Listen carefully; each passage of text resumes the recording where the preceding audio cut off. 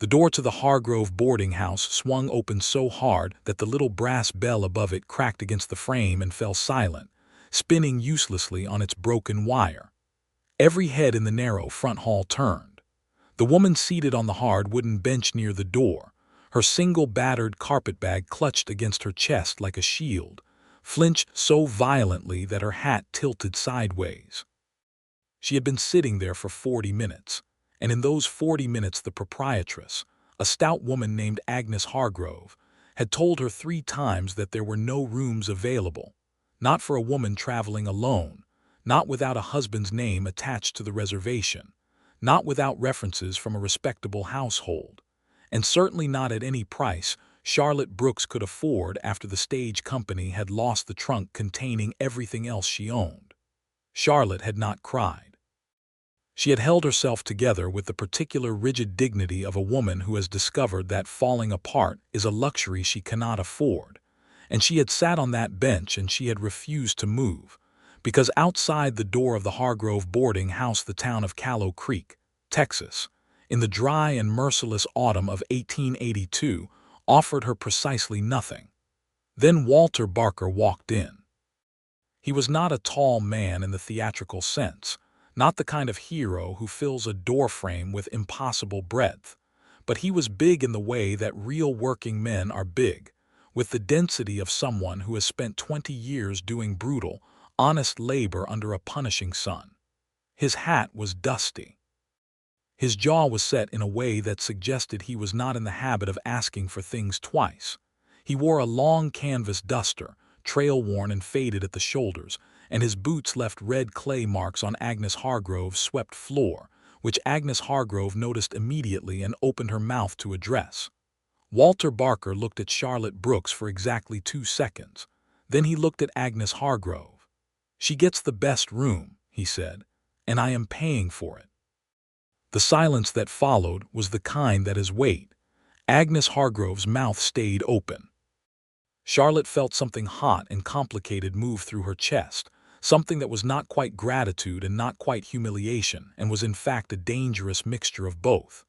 "Mr. Barker," Agnes began, because apparently she knew him, apparently everyone in Callow Creek knew Walter Barker. "That is highly irregular, a single woman in the best room under a man's account. What will people say, Agnes?" His voice was not loud. It did not need to be. "The room." Charlotte stood up.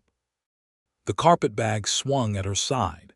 Every instinct she had, every careful lesson her mother had ever pressed into her before consumption took her, every hard-learned rule she had carried from St. Louis all the way to this sun-blasted corner of Texas, told her that accepting anything from a man she did not know was a trap, a hidden motive dressed in a dusty coat, a debt that would be called in at the worst possible moment. "I do not know you," she said, and her voice came out steadier than she had any right to expect. "And I do not accept charity from strangers." Walter Barker turned those gray eyes on her, and Charlotte Brooks discovered something she had not anticipated. He was not looking at her the way men usually looked at women in difficult circumstances. He was not calculating. He was not hunting. He looked, if anything, like a man who was mildly irritated by a situation that should not have existed in the first place. "It is not charity," he said. "It is a correction.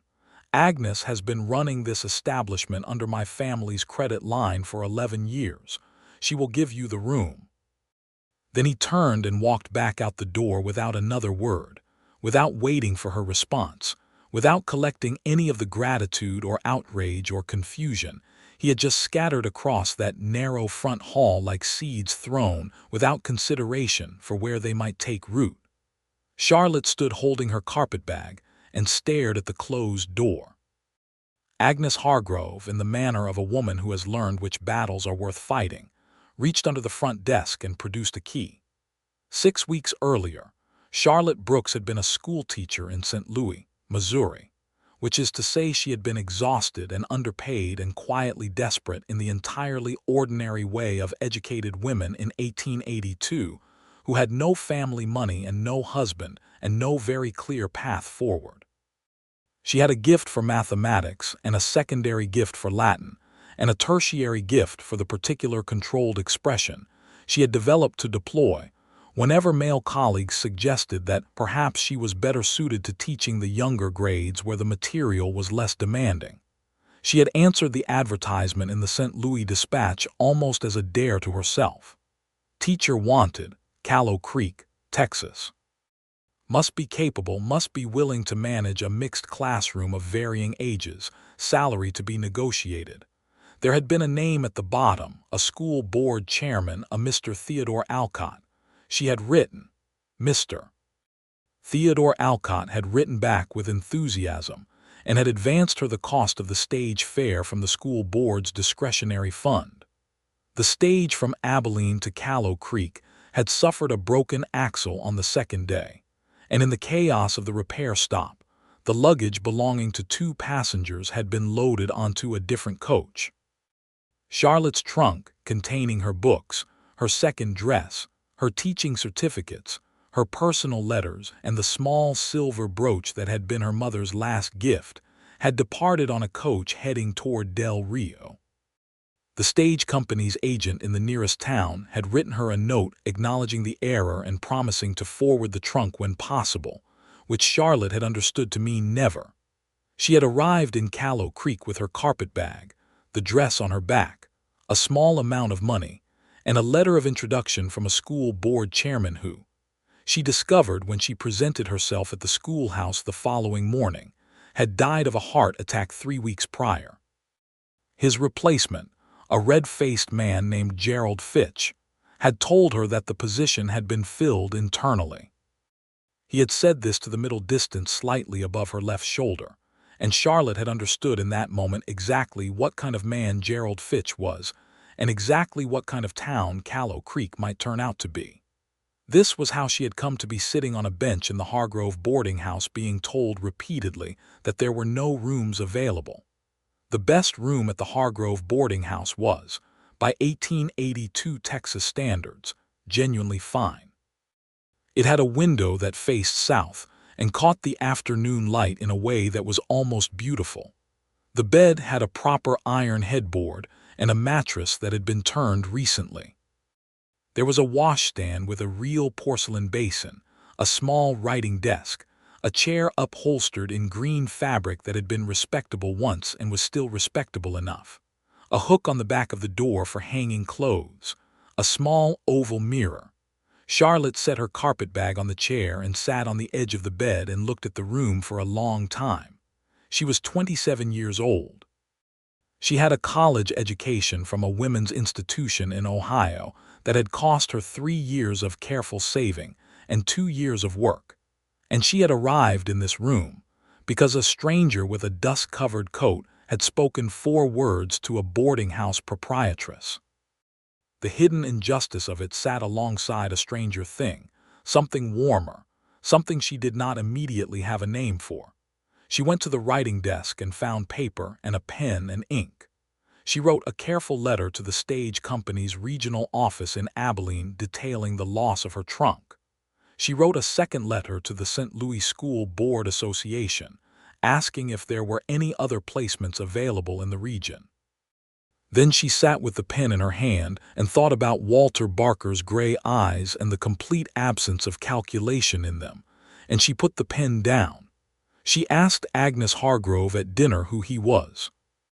Agnes, who had apparently decided that the situation required a certain amount of social scaffolding to remain acceptable, set down the bread basket and folded her hands and delivered a summary in the compressed, efficient way of a woman who has been collecting local history for decades.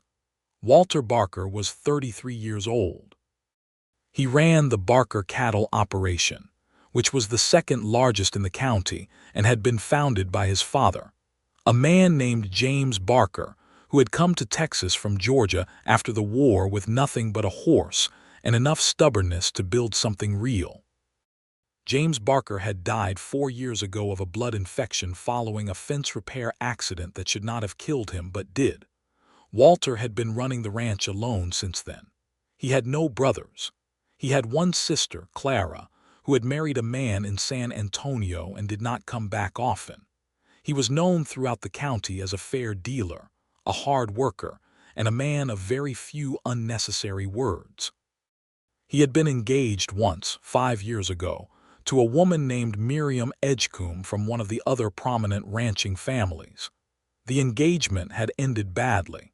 Agnes declined to elaborate on how badly, but the particular set of her mouth when she said it suggested secrets of some significance.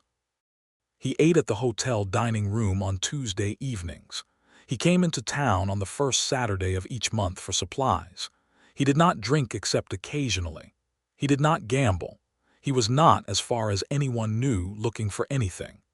Charlotte filed all of this away with the orderly precision of a woman trained to organize information, and she thanked Agnes politely, and she went to bed. She encountered Walter Barker again 2 days later, not because she was looking for him, but because Callow Creek in 1882 was a town of roughly 300 people, and the geometry of 300 people sharing the same streets and storefronts made encounters inevitable. She was coming out of the dry goods store, where she had spent a painful portion of her remaining funds on a second shirtwaist and a bar of proper soap when he was coming in. They stopped on the narrow boardwalk with approximately 18 inches of space between them and a moment of mutual recognition that was somehow more charged than Charlotte could logically account for. "Miss Brooks," he said. He knew her name. Of course he did. Agnes Hargrove had certainly mentioned it. "Mr. Barker." She held her paper-wrapped purchase against her side. "I owe you a conversation." Something moved in those gray eyes, not quite surprise, not quite wariness. "Do you? You paid for my room at the boarding house. I need to understand the terms." He looked at her for a moment with an expression that was genuinely difficult to read. "There are no terms." "There are always terms, Mr. Barker. I have found that to be universally true." "Not always." He shifted slightly, a small realignment that somehow conveyed a great deal. "Agnes Hargrove has been borrowing against my family's credit line since my father was alive. She turns a profit, and she knows it, and she has been using the arrangement as an excuse to turn away anyone she deems inconvenient for 11 years. What she did to you was wrong. I corrected it. There are no terms attached to a correction." Charlotte studied him. She was good at studying people. It was one of the things teaching had refined in her, the ability to assess the gap between what someone said and what they meant, to locate the hidden motive that lived in that gap. She looked for it in Walter Barker, and she found, to her genuine surprise, nothing. He meant exactly what he said. "You don't know me," she said. "You corrected an injustice on behalf of a stranger." "I corrected an injustice," he said, with a small, almost correction of his own that suggested the stranger part was beside the point. He held the door open for her because she was on the boardwalk and he was going in, and she said thank you, and he nodded, and they went their separate ways, and Charlotte walked half a block before she realized her heart was beating considerably faster than a brisk autumn morning, and a 2-minute conversation could reasonably explain. The situation with the school position proved more complicated than Gerald Fitch's dismissal had suggested. Charlotte, who was not the kind of woman who accepted a single refusal as a final verdict, spent 3 days making careful inquiries, and discovered that the teacher who had taken the position in her stead was a Mr. Harold Downs, who was 22 years old, had no formal teaching credentials, and was the nephew of one of the school board members. She also discovered that the school board met every other Thursday, that the meetings were open to the public, and that at least 2 of the 5 board members were not related to Gerald Fitch. She appeared at the Thursday meeting with her letter of introduction from Theodore Alcott, her transcripts from the Ohio College, and a calmly organized presentation of her qualifications that she had written out the night before by the light of the good lamp in her good room. She presented it without drama, without apology, and without raising her voice once. Gerald Fitch went red in a way that suggested he was not accustomed to being challenged in his own meeting room. 2 of the other board members, a retired farmer named Elias Moore and a taciturn man named Cobb who ran the feed store, listened carefully, and asked serious questions. The other two sat with Fitch. The vote was 3-2. Charlotte Brooks was appointed assistant teacher with a probationary 3-month contract, at a salary that was considerably lower than what Theodore Alcott had promised, but considerably better than nothing. She walked out of the meeting into the cool October evening with her back straight and the particular quiet glow of someone who has just won a battle that everyone assumed they would lose. Walter Barker was standing outside. He was not there for her. He had been conducting business with Elias Moore regarding grazing rights on a piece of land adjacent to his northern pasture, and Moore had asked him to wait while he finished the meeting. This Charlotte only learned afterward. In the moment, all she knew was that she walked out of the school board meeting to find him leaning against the fence post in the lamplight, and that he straightened when he saw her and said, "Did they give you the position?" She looked at him. "Were you aware of the meeting? Elias mentioned it. Were you there for any reason connected to me?" Something that was almost a smile moved at the corner of his mouth. "The grazing agreement is worth $400 to Moore's family." I would not have waited for any lesser reason. It was the right answer. It was honest, and it was also, in its own way, quietly flattering, and Charlotte recognized both things simultaneously and felt warmth move up through her chest that she was not prepared for. "They gave me the position," she said. "Good," he said. And then, after a pause that had a particular quality to it, like a door held slightly open, "Elias Moore and his wife host a supper every month for the neighbors. He asked me to extend the invitation to you. It would be a good way to meet people." "Does he ask you to extend his invitations often?" "He has never asked me to do it before." Charlotte looked at the lamplit street of Callow Creek, at the dry goods store and the livery and the saloon and the church at the far end, at the dark Texas sky overhead with its extravagant scatter of stars, and made a decision that she recorded to herself as simply being practical, because she needed to build a life here, and building a life required connections, and the invitation was entirely legitimate. "I would be grateful," she said. "Please thank him for the kindness." The Elias Moore supper took place on a Saturday evening 2 weeks later. Charlotte had, by that point, been teaching at the Callow Creek schoolhouse for 10 days and had discovered several things. That Harold Downs was not incompetent, merely undertrained, and that a working relationship with him was possible on the basis of clearly delineated responsibilities. That the children of Callow Creek were, in the aggregate, curious and capable and underserved by their educational circumstances. That she liked teaching very much and was apparently good at it in ways that exceeded even her own assessment. And that Gerald Fitch passed the schoolhouse every morning on his way to the dry goods store and looked at her through the window with an expression that she classified as harboring a dark past grievance that he had not yet decided what to do with. She wore her better dress to the Moore supper, which was not her best dress because her best dress was on a coach somewhere between Callow Creek and Del Rio.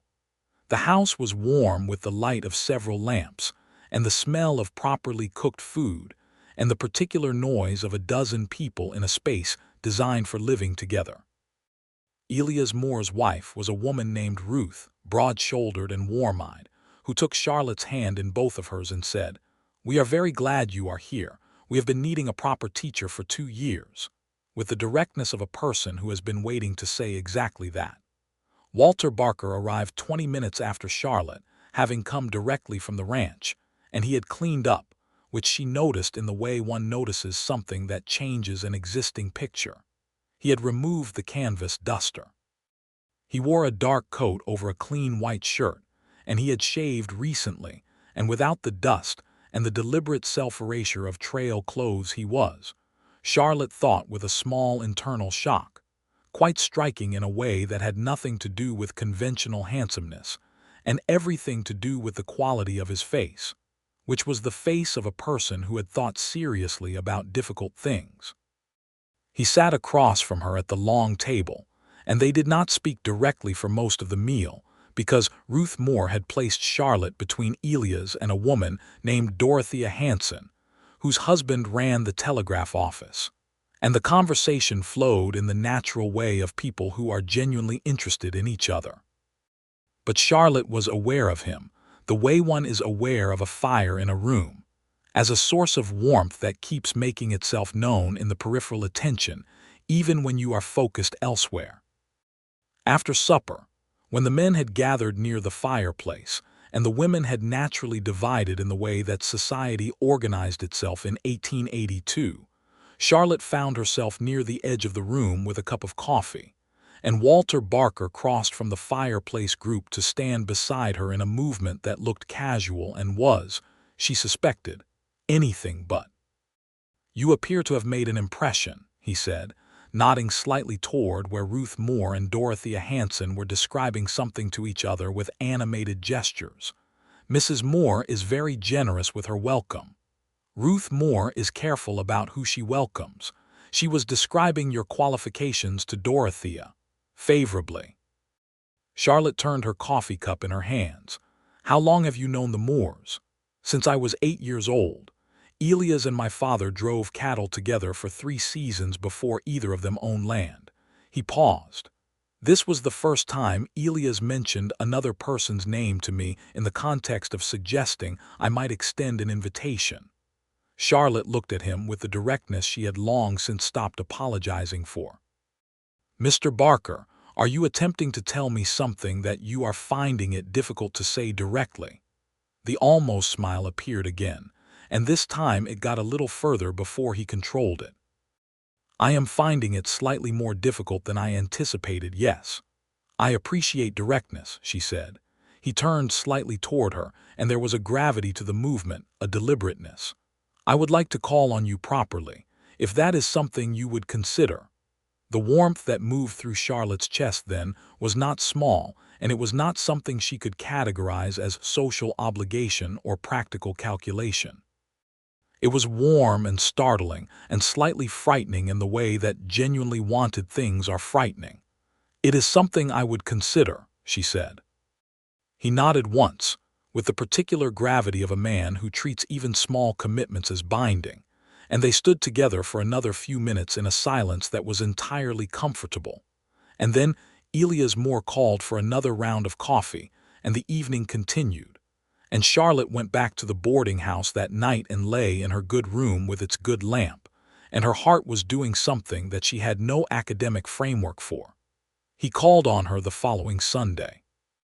He arrived at the Hargrove boarding house at 2 in the afternoon, which was the proper hour for calling, with his hat in his hand, and Agnes Hargrove let him in with a controlled expression that was doing considerable work to conceal her interest. Charlotte received him in the small parlor that Agnes reserved for visiting, which had 2 chairs and a settee and a side table and was very respectable. They talked for 2 hours. This surprised Charlotte, not because she had not expected to have things to say to him, but because she had not expected the depth of what they had to say to each other. He had read, which she had not assumed. He had opinions about things, not political bluster but genuine considered positions on matters that ranged from the management of water rights on shared grazing land to the ethics of how the cattle industry was altering the landscape of the plains. He asked her questions, and then actually listened to her answers, which was so unusual that she kept involuntarily pausing to verify that he was doing it. She asked him about the ranch. He described it with a precision and an unself-conscious affection that told her more about his character than most autobiographies could manage. He had grown it from 40 head of cattle to 320 over the past 8 years. He had built a new bunkhouse, renovated the main house, sunk 2 new wells. He had lost 100 cattle to a drought 2 years ago and had bought them back through a combination of careful credit management and 3 seasons of harder work than even he had previously defined as hard. He spoke about the land the way some men speak about people they love, with specificity and with something close to reverence.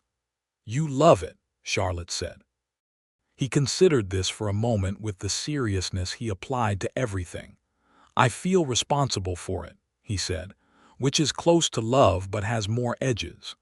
She thought that was one of the most precisely honest things anyone had ever said to her.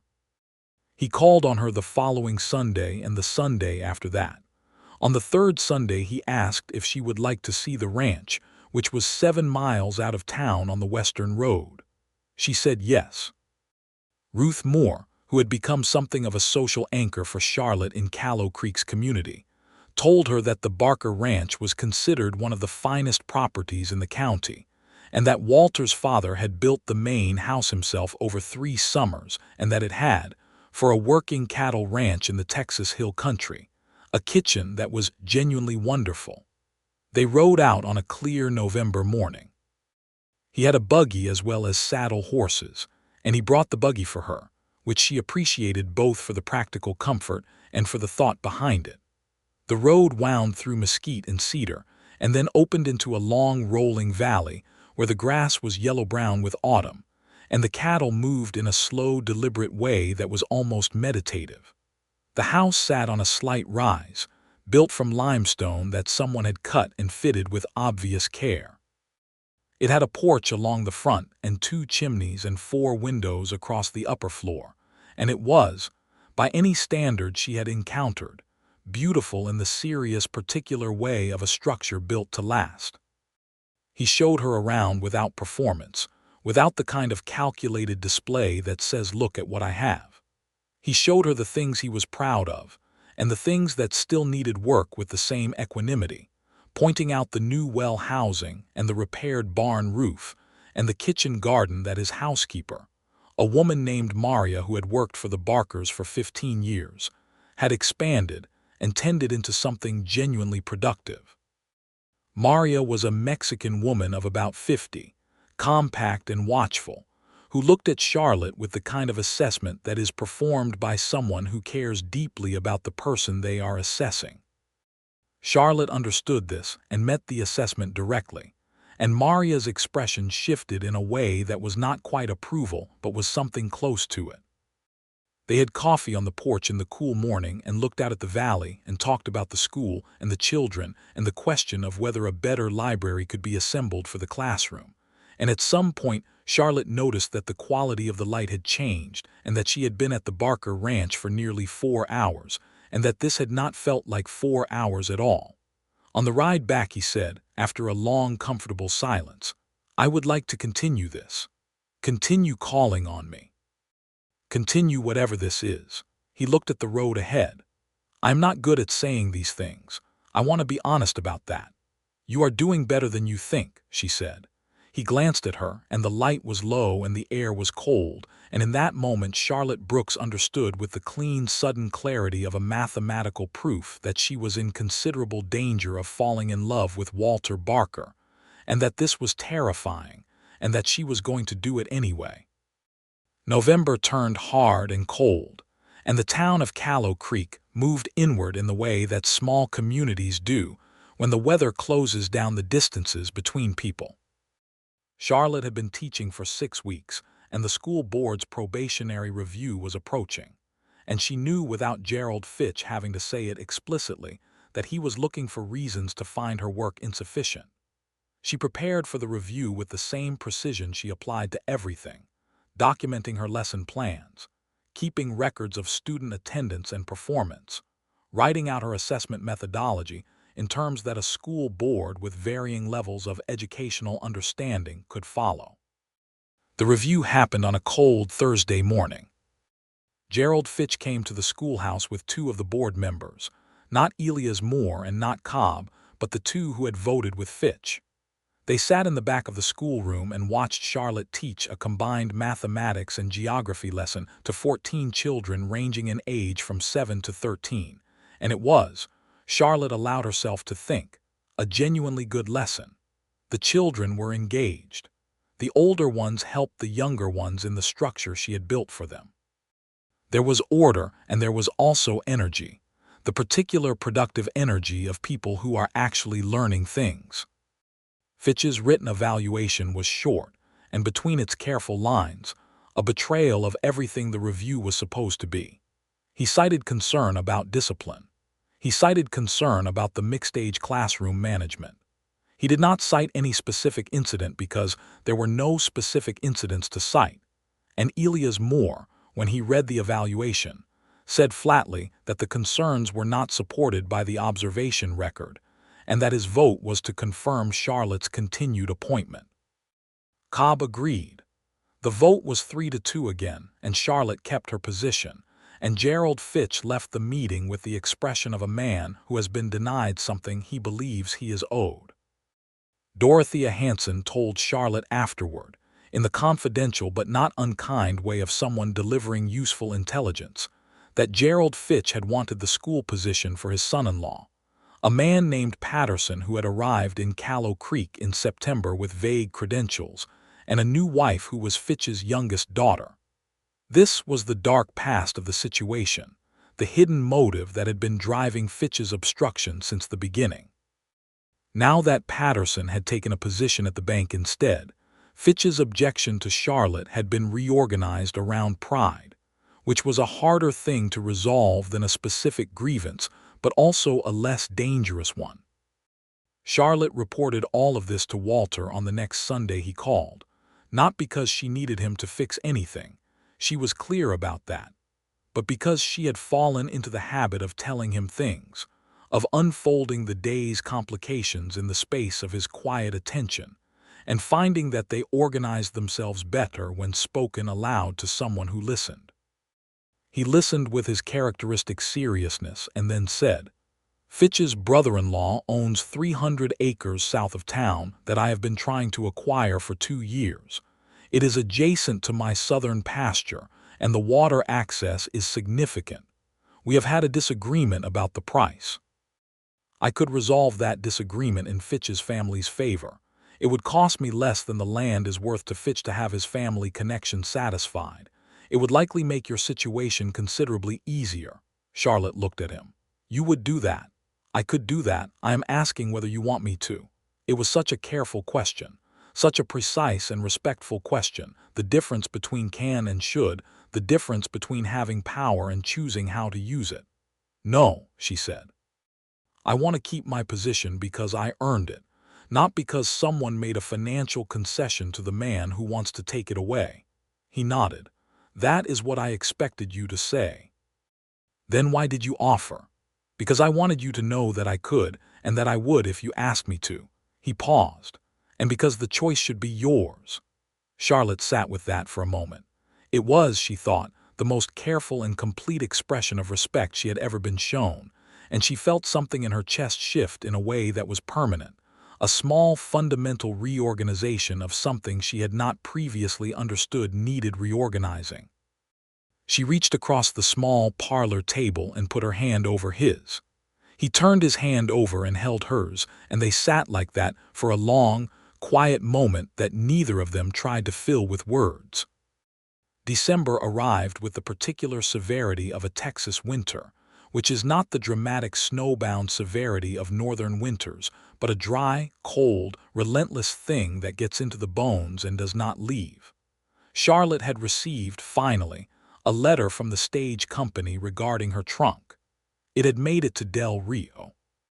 The trunk had been opened, apparently to verify contents for their insurance documentation, and when it had been sealed again and forwarded, the silver brooch was no longer in it.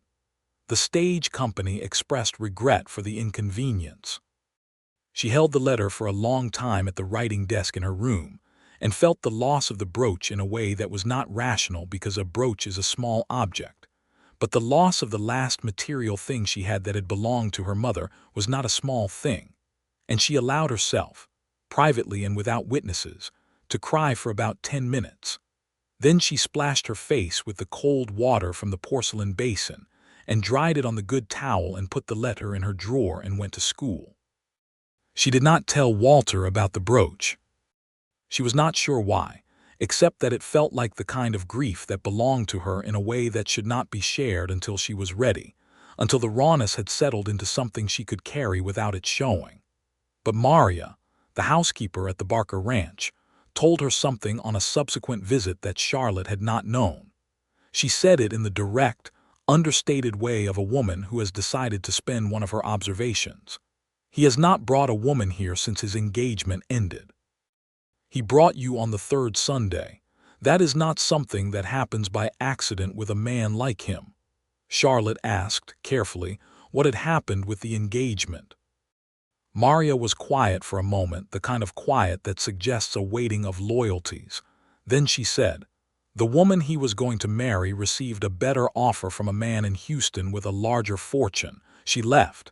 He did not speak about it to anyone, but he changed. He became more careful. He stopped expecting things easily. She looked at Charlotte directly. You are the first thing he has expected in 5 years. Charlotte carried that information home and sat with it alongside everything else she knew about Walter Barker. And what she understood was this.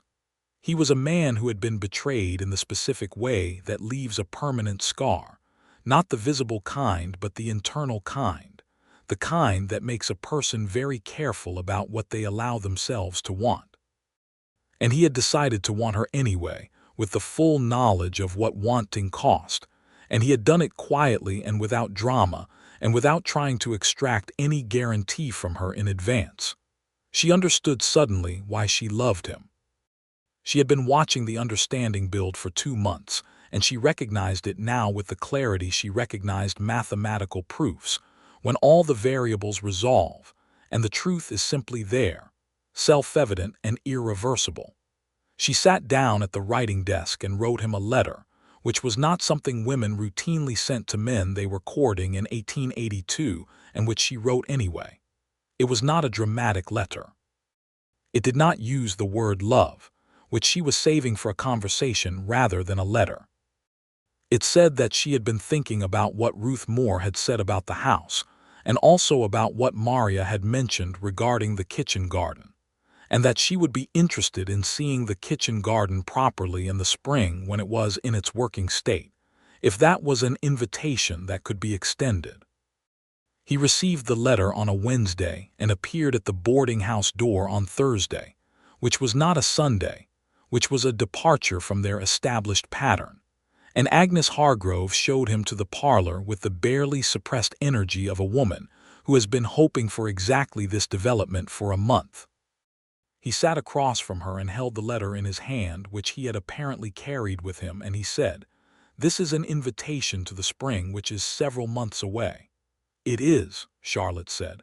"I would like to discuss a different arrangement." Her heart was doing the thing it always did in his presence now, the elevated specific awareness. What kind of arrangement? He put the letter on the table. He looked at her with those gray eyes that she had learned to read over 2 months of careful attention, and what she read in them now was a kind of determined openness. A man who has decided to put down the careful guarded thing he has been carrying and simply say what is true. "I am asking you to marry me," he said. "I understand that we have known each other for 2 months, and that is not a long time, and that you came here for a teaching position and not for this. I am not asking you to give up the teaching. I am not asking you to change anything about who you are. I am asking if you would be willing to build something here with me, because I find that I cannot imagine doing it without you, and I have been trying to imagine it for 3 weeks to see if that feeling would pass, and it has not."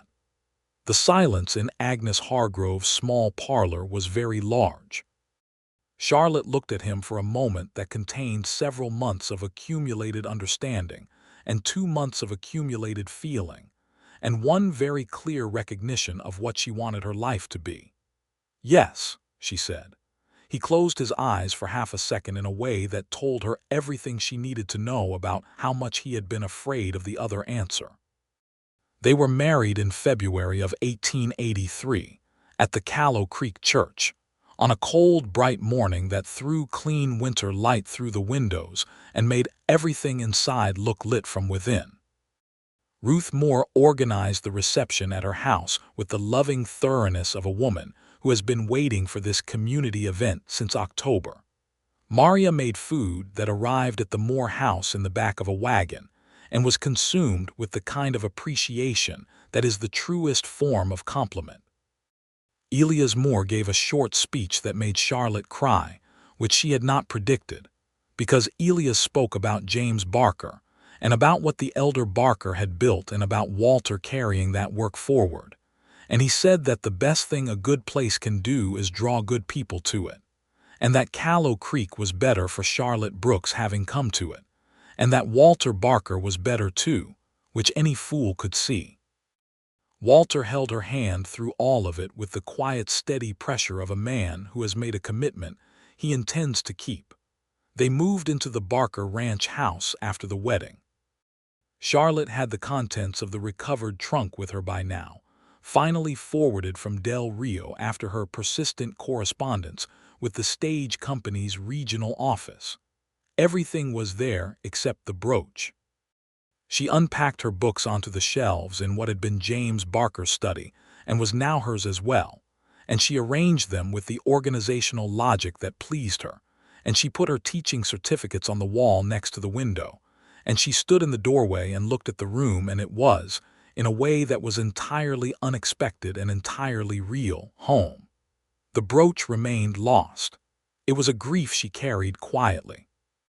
Walter knew about it because she had told him everything by the time they married, the full account of her mother's illness and the long, slow savings that had funded her education, and the particular smallness of her life in St. Louis before the advertisement in the Dispatch had opened a different direction.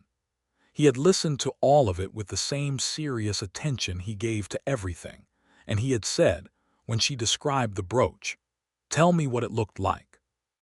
It was a small oval piece, silver, with a vine pattern around the edge.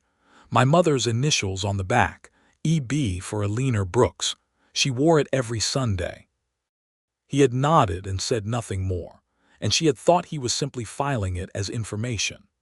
Spring came to the Callow Creek Valley with the generosity that follows a hard winter, the grass coming back green and genuine, the kitchen garden exploding under Maria's expert management into something that produced more than Charlotte had imagined possible from that size of space.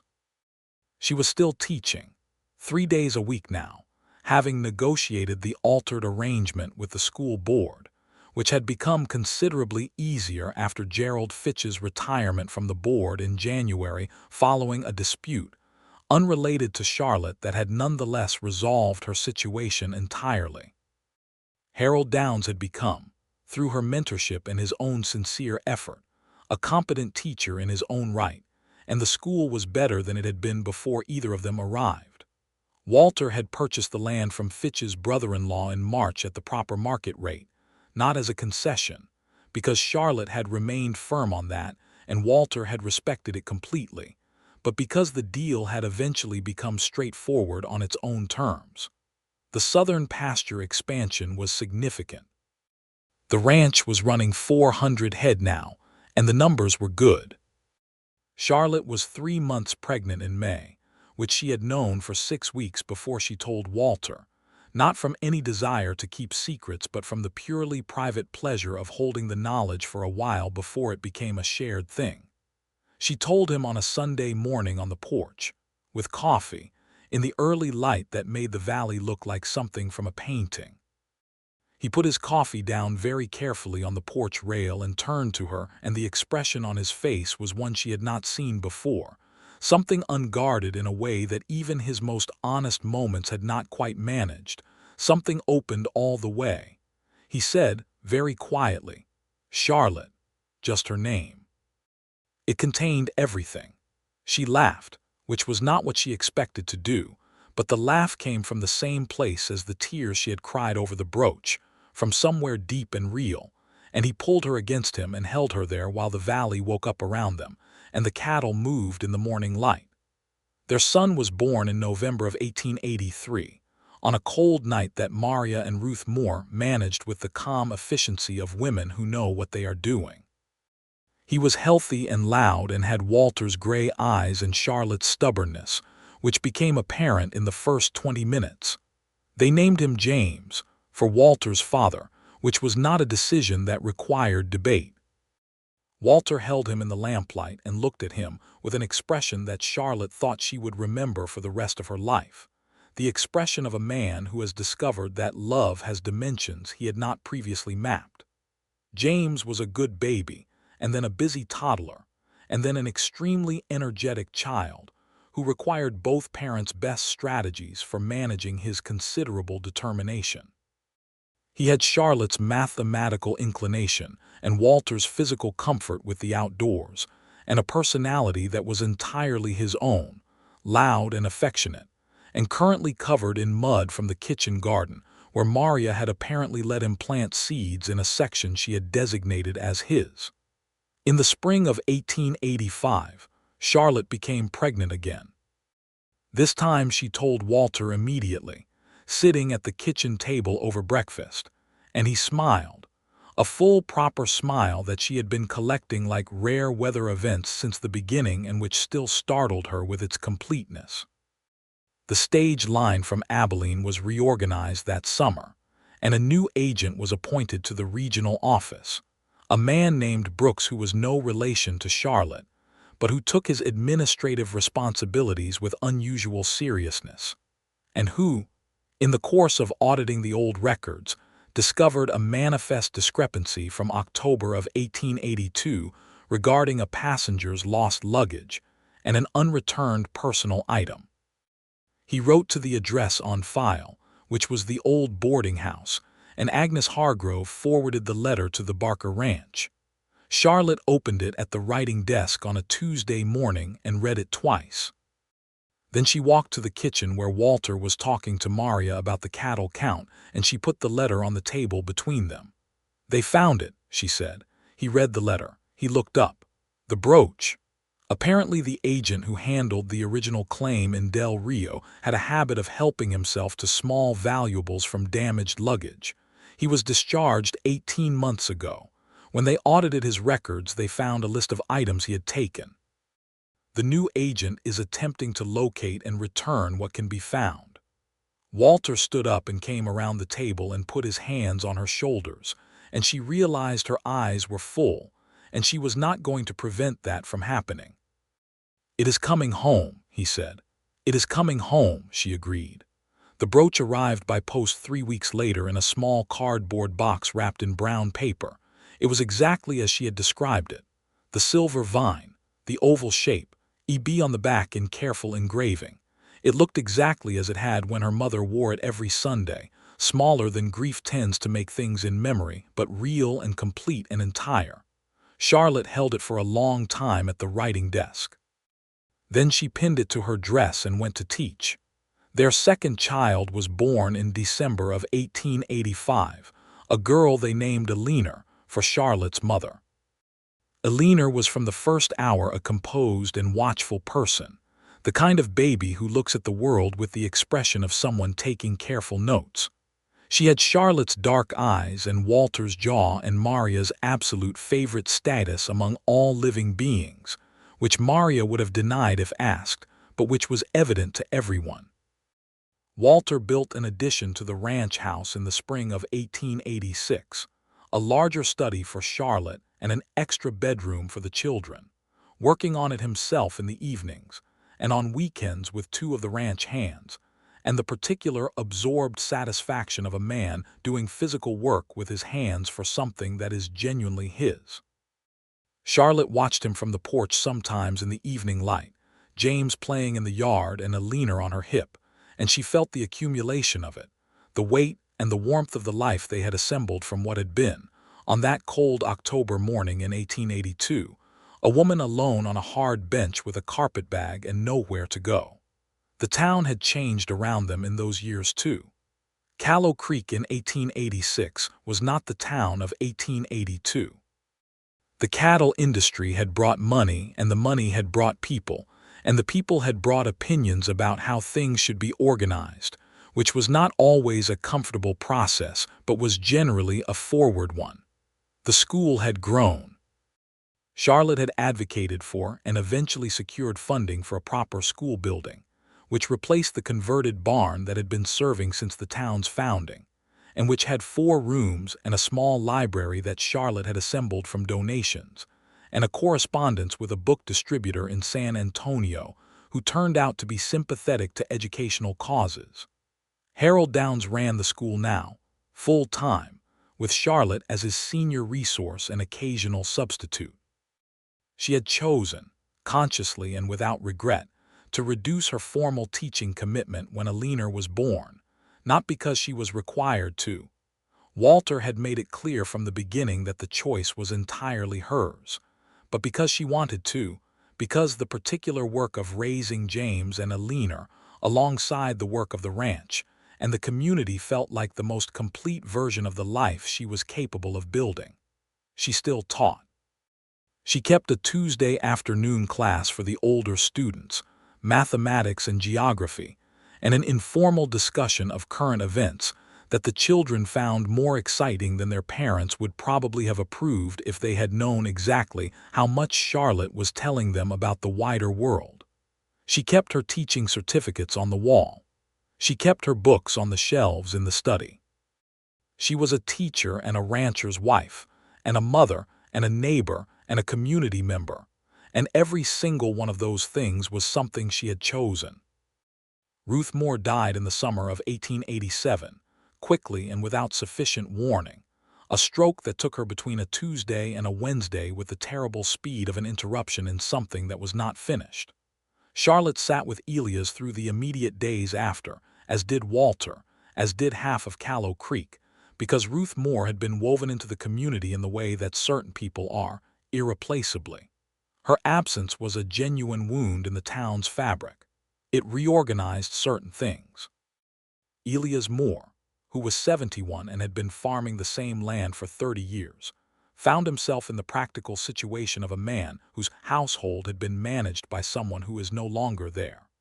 Walter and Charlotte had him to Sunday dinner with a consistency that became a standing invitation, and James and Alina treated Elias with the particular unconscious familiarity of children who have known someone their whole lives and consider them simply part of the permanent landscape. Elias told Walter one evening on the porch that Walter's father would have been proud of him, and Walter received this in the careful way he received things that were important, holding the moment, not deflecting it. He would have been proud of Charlotte first, Walter said. My father understood the difference between someone who builds from what they have and someone who builds from who they are. Elias considered this. He would have been proud of both of you, he decided. Charlotte, who had been inside and who heard this through the open window, stood very still for a moment in the kitchen. Then she went on with what she was doing, but the warmth of it stayed with her for a long time. The Barker Ranch reached 500 head in 1888. Walter had negotiated a direct contract with a beef buyer in Fort Worth that cut out 2 layers of intermediary cost, and had restructured the operation with a genuine financial intelligence that Elias Moore, who understood cattle economics, described to anyone who would listen as the best range management he had seen in 30 years of watching ranges get managed. They had 6 full-time ranch hands, and the operation ran with the quiet, efficient rhythm of something that had been built carefully and maintained with attention.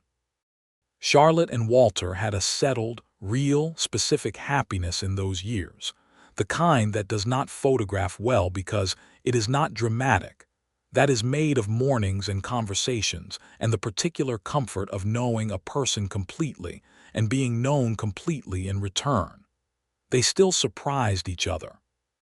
That was something she had not expected, that the familiarity would deepen rather than diminish the capacity for surprise, that knowing him so well would make the unexpected things he did more startling and more delightful rather than less.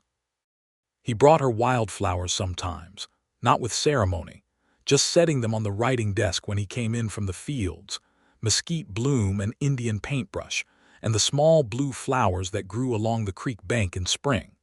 She read to him in the evenings, from whatever she was currently working through in the study, and he listened with his eyes sometimes closed and sometimes on the fire and asked questions that were always the right questions, the ones that demonstrated he had actually been following. He learned, gradually and without making a production of it, to say what he felt. It had been a process, not a sudden transformation, more like a gradual thawing, and she had been patient with it because she understood where the reticence came from and because what he managed to say, when he said it, was always true. He told her he loved her for the first time 3 months after they were married, in the middle of an entirely ordinary moment, setting the table for dinner, and the plainness of it made it more real than any elaborately designed declaration would have been. She told him she loved him back, and he looked at her with the expression she had been collecting, the unguarded one, and she thought, "Yes, this is the thing I came here for, even though I did not know it. Even though I came here for the teaching position, and the stage lost my trunk, and I sat on a hard bench in a boarding house and was told there were no rooms. Even though I almost turned down the room he paid for on principle. Even though none of it was the plan." James turned 6 in November of 1889 and started at the school the following January with the particular mixture of confidence and chaos that characterized his general approach to any new situation. He was his father's son in the physical courage he applied to the world, and his mother's son in the intellectual aggression he brought to problems that interested him. And he was thoroughly himself in the social energy that exhausted both parents in equal measure and appeared to be entirely renewable. Alina turned 4 in December and had, by that point, expressed clear opinions about the organization of Maria's kitchen garden. She would help, she had decided, and her help would be accepted, about the proper way to handle the stable cats, gently and at length, and about the question of whether she would ever wear shoes in the house. She would not. She was reading already, in the uncanny way of certain children who simply appear one day to have absorbed the skill, and Charlotte taught her with the specific joy of a teacher who recognizes genuine ability and is determined to give it everything it needs. It was in the spring of 1890 that Charlotte discovered she was pregnant again, the third time, and this time she told Walter immediately, and he put his forehead against hers and held both her hands, and they stood like that for a moment in the kitchen doorway while the April light came through the window and Maria made coffee with pointed discretion in the background. The third child, another boy, arrived in October of 1890. They named him Thomas. He was smaller than James had been and quieter, with his mother's dark eyes and an expression in them from the first days that suggested he was paying attention to things that other people might be missing. Maria declared him the most beautiful baby she had ever seen, which was a revision of her previous statement about Alina, and which Alina received with the composed assessment of a 5-year-old who has decided to let it go. James and Alina greeted their brother with very different energies. James wanted to know when Thomas would be able to ride a horse, which Walter told him would be approximately 4 years, which James found unsatisfactorily long. Alina sat very carefully on the chair beside Charlotte's bed and looked at Thomas for a sustained period, and then said, with the authority of someone who has considered the matter, "He is ours," which was, Charlotte thought, the most complete and correct thing anyone said in the immediate aftermath. The years from 1890 to 1895 were full in the way that years with 3 children and a working ranch and a school and a community are full. There were droughts and recoveries, cattle market fluctuations that required careful navigation, the particular ongoing negotiation of a community growing larger and more complicated and sometimes less kind to itself than it should have been. There was a new minister at the church who arrived in 1892 and proved to be, after some initial uncertainty, a genuinely good influence on the town's internal social dynamics. There was the question of the railroad spur that the county was discussing, which eventually came to nothing for Callow Creek, but shifted the regional cattle trade in ways that Walter tracked with his customary analytical patience. Charlotte continued teaching her Tuesday class and expanded it in 1893 to include a Saturday morning session for the adults, primarily women, who wanted to improve their reading and arithmetic. This was not an entirely comfortable initiative by the standards of 1893 Texas, and there were opinions about it, but the school board by that point had 3 members who actively supported Charlotte's work, and the initiative proceeded. The Saturday class had 14 regular attendees by its second year, including the wife of the man who ran the feed store and 2 women who worked at the hotel and had never had formal schooling. Elias Moore died in 1893, quietly in his sleep, which was, as Walter said at the graveside, the right kind of death for a man who had done everything the right way. They buried him next to Ruth in the churchyard, and James, who was 9, stood very straight through the service and held Thomas's hand without being asked. Walter and Charlotte bought the Moore land to keep it from being sold to a developer from Dallas who had been eyeing it for speculative purposes. It was not financially necessary for the ranch, but it kept the valley intact, the way Elias and James Barker Sr. had known it together, the way Walter and Charlotte's children were growing up knowing it, and that was sufficient reason. The house at the Barker Ranch had grown around them organically over the years, new bookshelves added to the study, the kitchen enlarged, a proper covered porch built all the way around 2 sides so that you could sit in shade or in sun depending on the season and the time of day. Charlotte's brooch lived in a small dish on the writing desk, and she wore it on Sundays and on occasions that felt significant, and sometimes she held it in her hand for a moment when the study was quiet, not with grief anymore but with gratitude for Eleanor Brooks, who had worn it every Sunday, and for the long chain of small decisions that had brought her daughter to this valley and this life. In 1895, Charlotte received a letter from the Ohio College where she had studied, informing her that they were compiling a record of their graduates' careers and accomplishments for a 25th anniversary publication, and requesting a summary of her professional life. She sat at the writing desk and wrote several drafts before she arrived at the one she was satisfied with, which described her educational work in Callow Creek without false modesty and with the straightforward confidence of a woman who has done real things and knows it. She showed it to Walter, who read it carefully and handed it back and said, "You left out the school library. I thought it might seem like too much." "It is not too much. It is accurate. Put it back in." She put it back in. He was right. It was accurate. James was 11 in 1895 and was already working alongside the ranch hands in the summer in the focused, purposeful way that told Walter and Charlotte both that he would eventually run the ranch if he chose to, because he had his grandfather's instinct for it and his father's discipline, and increasingly his mother's intelligence about the larger context in which the work existed. But Charlotte had also ensured that he had choices, that his education was the best she could provide him, that he understood the world was wider than the valley.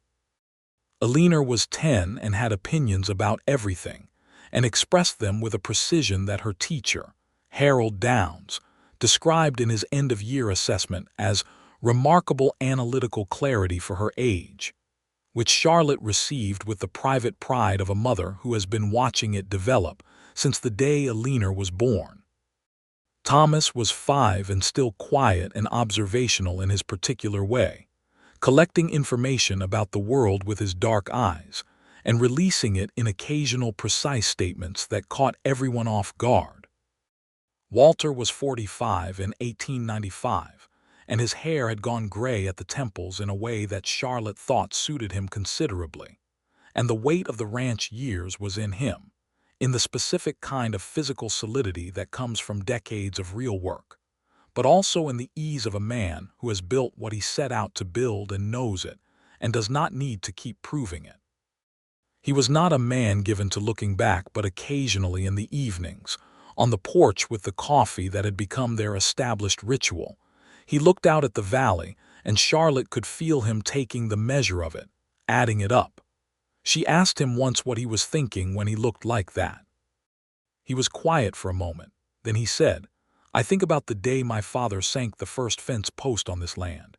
He showed me the exact spot once. He said the fence post was the first thing he had ever owned that was entirely his own after the war, after everything. He put his hand on it and he stood there for a minute.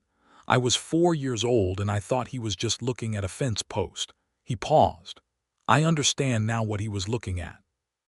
Charlotte put her hand over his on the porch rail. He turned his hand and held hers. "What do you look at?" she asked.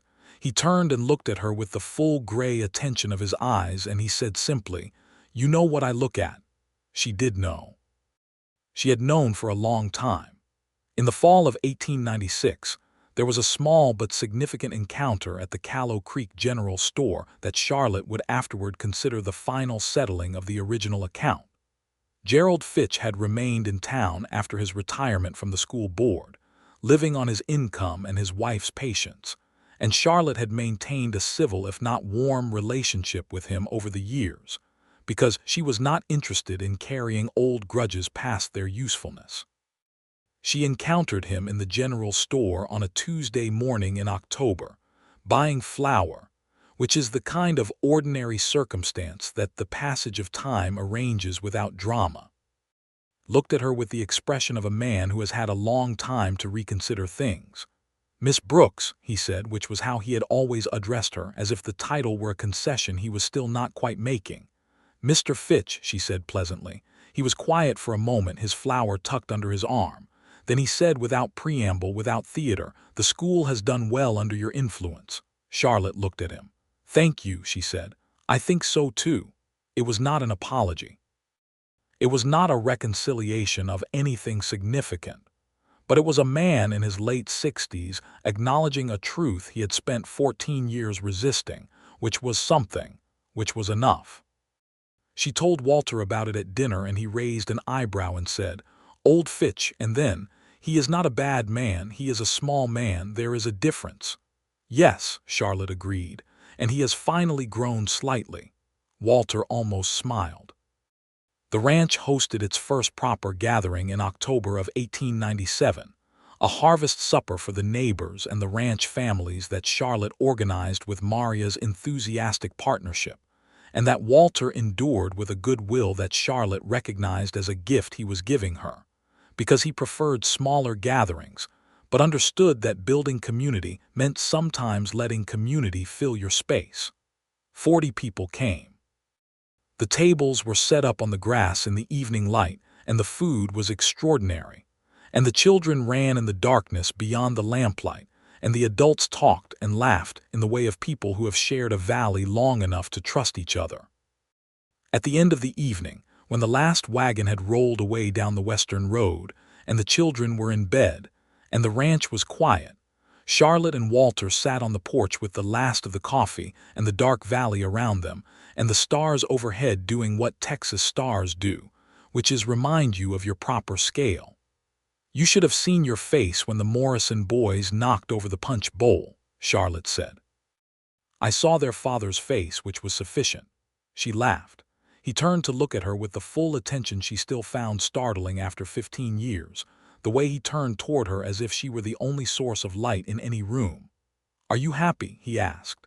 It was not a question he asked often, which made it, when he asked it, significant. Charlotte considered it with the seriousness it deserved, turning her coffee cup in her hands, looking at the valley and the darkness and the lamplight on the porch boards. "I came here for a teaching position," she said. "I sat on a bench in a boarding house and was told there were no rooms. I was 27 years old and I had a carpetbag and nowhere to go. And then you walked in and said an extremely presumptuous thing," he said, and there was a thread of self-awareness in his voice, the acknowledgement of something he had perhaps wondered about since. "You said she gets the best room and you are paying for it," Charlotte said. And I thought it was either a trap or the single most inexplicable act of decency I had encountered in a year that had not offered me very many of those. She paused. "It was the latter. You nearly turned it down." "I nearly turned it down," she confirmed. "I am very glad I did not." He reached over and took her hand in the way he had been taking her hand since the Moore supper in 1882, with the same deliberate, steady grip that said, "I am here. I am not going anywhere. This is real." "So am I," he said.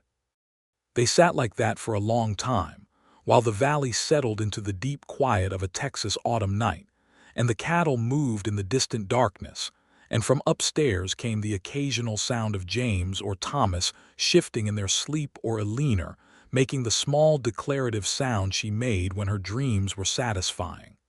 The life they had built was here, all of it. The books on the shelves and the teaching certificates on the wall, and the 3 children sleeping and Maria in her house at the edge of the property, and the 500 head of cattle in the valley, and the graves in the churchyard where Elias and Ruth Morley and James Barker Sr. lay, the people who had made it possible by making it first. And the silver brooch in the small dish on the writing desk, E.B. Eleanor Brooks, carried forward in the name of the daughter who slept upstairs, and in the daughter's mother who wore it on Sundays. And in the way a small piece of silver can hold everything that needs to be held when love outlasts the people who first felt it.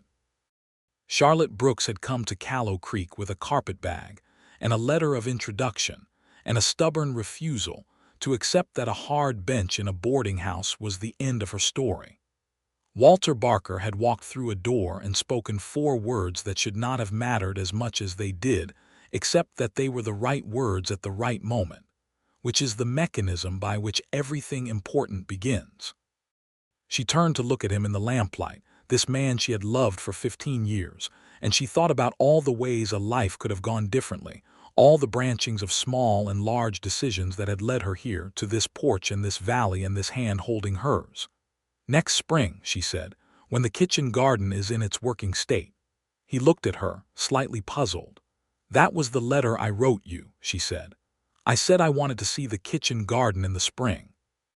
That was what I wrote when I was trying to say that I wanted to keep seeing you without saying it directly." He was quiet for a moment. Then, "I knew that. Did you? I read it 6 times. I understood it by the 3rd reading." The almost smile. "I came on Thursday instead of Sunday because I could not wait until Sunday." Charlotte laughed, the warm, deep laugh she kept for him, for things that were funny in a way that went all the way down. "You waited 11 years after Miriam Edgecombe, and then you could not wait 4 days after a letter about a kitchen garden." "The letter was not about the kitchen garden," he said, which was exactly right, which had always been exactly right, his ability to locate the actual center of things when it mattered. "No," she agreed. "It was not." The lamp on the porch burned steadily. The valley breathed around them. From upstairs, Thomas made the small sound of a child thoroughly asleep, which is one of the most peaceful sounds in any language. The stars did their extravagant work overhead. Walter Barker and Charlotte Brooks sat on the porch of the house his father had built, and she had made home and held hands in the dark in the way of 2 people who have nothing left to prove to each other and everything still to do together. And the night settled around them like a thing that was entirely, completely, permanently theirs.